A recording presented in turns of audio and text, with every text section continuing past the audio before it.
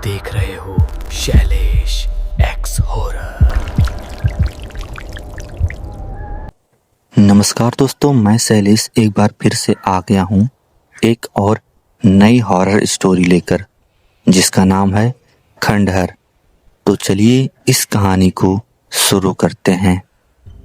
उस गांव के लोग आज भी उस जगह का नाम जोर से नहीं लेते हैं, बस इशारों में कहते हैं वो खंडहर, क्योंकि जो भी वहां रात के समय गया वो या तो बदला बदला लौटा या फिर लौटा ही नहीं।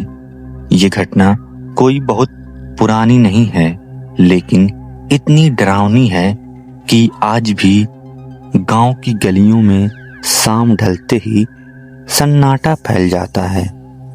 मैं तब शहर में रहता था और गांव सिर्फ छुट्टियों में ही जाता था। मुझे अंधविश्वास पर कभी भी भरोसा नहीं रहा, पर उस रात जो कुछ हुआ उसने मेरी सोच हमेशा के लिए बदल दी। गांव के बाहर आम के पुराने बाग के पीछे एक टूटा फूटा खंडहर खड़ा था। उसकी दीवारें काली पड़ चुकी थी, छत आधा गिरी हुई और खिड़कियां ऐसी लगती थीं जैसे कोई अंदर से झांक रहा हो। बुजुर्ग बताते थे कि बरसों पहले वहां एक परिवार रहा करता था। अचानक एक रात सब कुछ खत्म हो गया। कोई लाश नहीं मिला, कोई रिपोर्ट नहीं मिली, बस घर उसी हालत में छोड़ दिया गया। और तब से उस जगह से अजीब अजीब सी आवाजें आने लगी। उस दिन गांव में मेला था। हर रात देर हो गई और लौटते समय शॉर्टकट के नाम पर हमें उसी खंडहर के पास से गुजरना पड़ा। चांद बादलों में छिपा हुआ था, हवा में अजीब सी नमी थी और जैसे ही हम उस जगह के पास पहुंचे, मेरे कानों में एक धीमी सी आवाज गूंजी। कोई नाम ले रहा था, बहुत धीरे लेकिन एकदम साफ। मैंने पीछे मुड़कर देखा तो वहां कोई नहीं था, लेकिन दिल जोर जोर से धड़कने लगा। मेरे साथ चल रहा दोस्त अचानक रुक गया। उसकी आंखें एक ही जगह टिक गई, खंडहर की टूटी खिड़की पर। उसने बिना मेरे तरफ देखे कहा, वहां कोई खड़ा है। मैंने हंसने की कोशिश की, पर हंसी गले में ही अटक गई, क्योंकि उसी पल मुझे महसूस हुआ कि कोई हमें देख रहा है। हवा अचानक और ठंडी हो गई और उस खंडहर के अंदर से लकड़ी की फर्श के चरमराने जैसी आवाज आई, जैसे कोई धीरे धीरे चल रहा हो। हम भागना चाहते थे, लेकिन पैर जैसे जमीन में धंस गए हों। तभी अंदर से एक और आवाज आई, अब की बार साफ और करीब से, अंदर आओ। उस आवाज में ना गुस्सा था ना डर, बस अजीब सी अपनापन भरी खिंचाव, जैसे कोई बहुत पुराना जानकर बुला रहा हो। मेरा दिमाग कह रहा था भागो, लेकिन शरीर उस आवाज की तरफ खिंच रहा था। और तभी मैंने देखा, खंडहर के दरवाजे के पास मिट्टी पर नए पैरों के निशान थे, गीले, जैसे अभी अभी कोई अंदर गया हो। जबकि उस रात वहां किसी और का होना नामुमकिन था। उसी पल गांव की ओर से कुत्तों के रोने की आवाज आई और दूर कहीं किसी औरत के हंसने की हल्की सी आवाज गूंजी, जो इंसानी तो बिल्कुल भी नहीं लग रही थी। हम किसी तरह खुद को संभाल कर वहां से भागे, लेकिन पीछे मुड़ते ही मुझे एक झलक दिखी। खंडहर की छत पर कोई खड़ा था। चेहरा नहीं दिख रहा था, बस आंखों जैसी दो चमकती चीजें दिख रही थी जो सीधे मुझे ही देख रही थी। उस रात हम घर तो पहुंच गए, लेकिन नींद किसी की आंखों में नहीं आई और सुबह पता चला कि उसी रात एक और लड़का जो मेला देखकर देर से लौटा था वो गायब हो गया और आखिरी बार उसे उसी खंडहर की तरफ जाते हुए देखा गया था। उस लड़के के गायब होने के बाद गांव में जैसे डर की परछाई फैल गई। लोग दिन में भी उस रास्ते से बचने लगे और रात होते ही दरवाजा बंद कर लेते। हर खिड़की पर कुंडी लग जाती। लेकिन सबसे अजीब बात ये थी कि जिस घर से वो लड़का गायब हुआ वहां से अगली सुबह उसकी माँ चीखते हुए बाहर निकली और बोली कि उसका बेटा पूरी रात उसके कमरे में था, उसी खाट पर बैठा गीले कपड़ों में चुपचाप उसे घूरता रहा। लेकिन जब उसने सुबह उठकर देखा तो खाट बिल्कुल खाली थी और जमीन पर सिर्फ गीली मिट्टी के निशान थे जो दरवाजे की तरफ जाते थे। गांव वालों ने इसे सदमा मानकर बात टाल दी, लेकिन उसी दिन शाम को मुझे एक बूढ़ा मिला जिसने पहली बार उस खंडहर की असली कहानी बताई। उसने कांपती आवाज में कहा कि बरसों पहले वहां एक तांत्रिक रहा करता था जो मरे हुए लोगों को फिर से जिंदा करने का दावा करता था और एक रात पूरा परिवार उसी प्रयोग में गायब हो गया। तब से खंडहर जिंदा लोगों को अपनी तरफ खींचता है, खासकर उन्हें जो डरते नहीं। यह सुनकर मेरे दिमाग में वही आवाज गूंजी, अंदर आओ। और मुझे समझ आ गया कि वो आवाज सिर्फ कानों से नहीं, दिमाग के अंदर से आती है।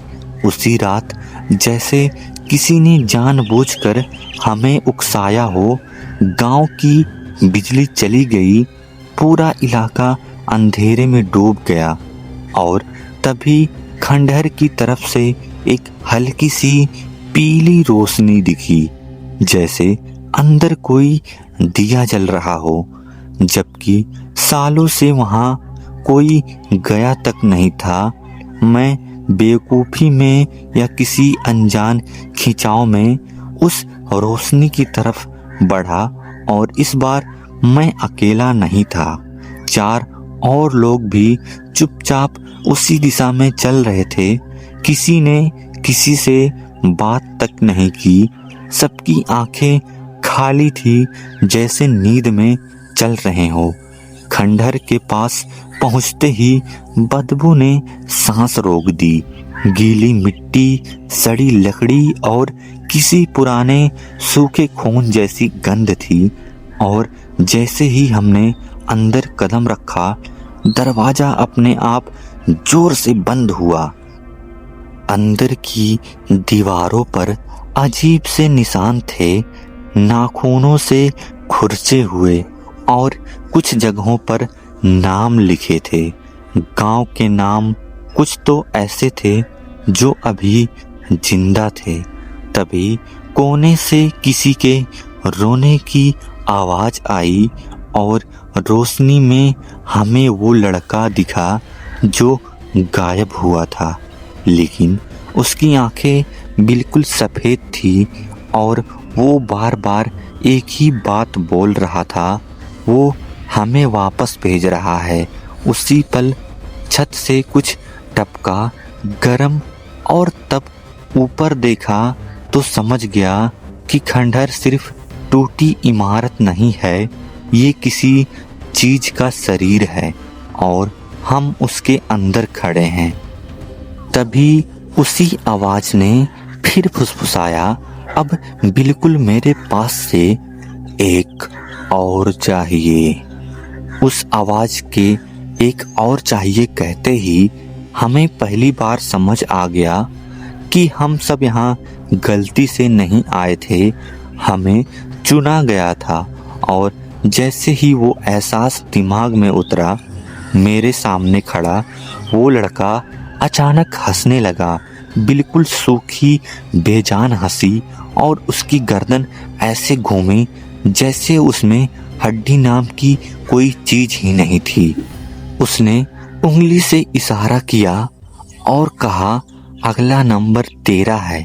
उसी पल दीवारों पर लिखे नाम हिलने लगे जैसे स्याही नहीं कीड़े रेंग रहे हों, और जिन नामों के नीचे लाल निशान थे वो सब लोग गांव से पहले ही गायब हो चुके थे। तब बूढ़े की बात याद आई कि खंडहर जिंदा लोगों को अपने तरफ खींचता है, खासकर उन्हें जो डरते नहीं। और मुझे समझ आ गया कि मैं यहाँ इसलिए खड़ा हूँ क्योंकि मैंने पहले उस आवाज को नजरअंदाज किया था। तभी फर्श अचानक धंसने लगी और हमें नीचे एक कमरे में गिरा दिया गया।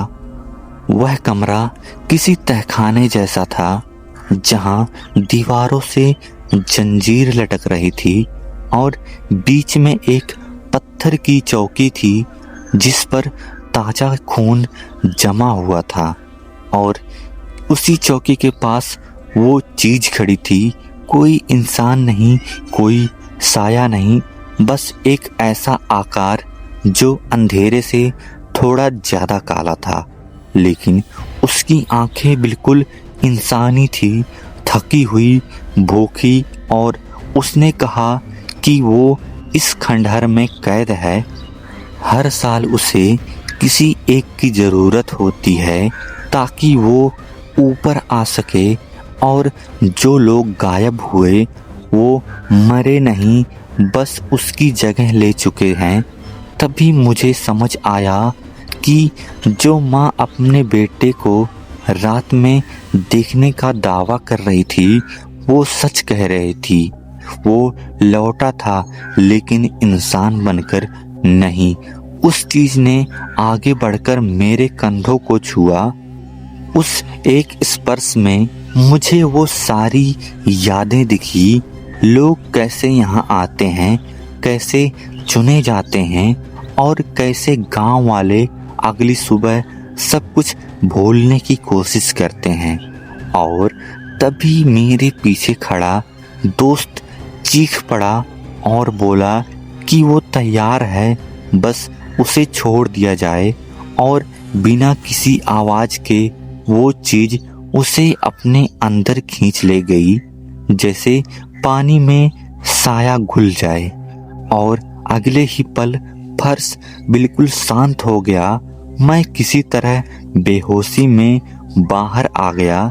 सुबह गांव के बाहर सड़क पर होश आया। लोग कहते हैं मैं अकेला था, मेरे साथ कोई नहीं था, लेकिन सच ये है कि जब मैं घर पहुंचा और शीशे में खुद को देखा तो मेरी आंखों में एक पल के लिए वही चमक थी जो मैंने उस रात खंडहर की छत पर देखी थी। और तभी मुझे समझ आया कि खंडहर ने एक और तो ले लिया है, लेकिन मुझे पूरी तरह छोड़ा नहीं। और आज भी जब रात को गांव की तरफ से कोई आवाज आती है, मेरे होंठ अपने आप हिलते हैं, बहुत धीमे से, अंदर आओ। तो दोस्तों आज की कहानी में बस इतना ही। तो मिलते हैं अगले कहानी में, लेकिन उससे पहले अगर आपको यह कहानी पसंद आई हो तो मेरे वीडियो को लाइक और मेरे चैनल को सब्सक्राइब जरूर कर लीजिएगा। तो चलिए कल मिलते हैं किसी नए हॉरर स्टोरी के साथ। तुम देख चुके हो शैलेश एक्स हॉरर।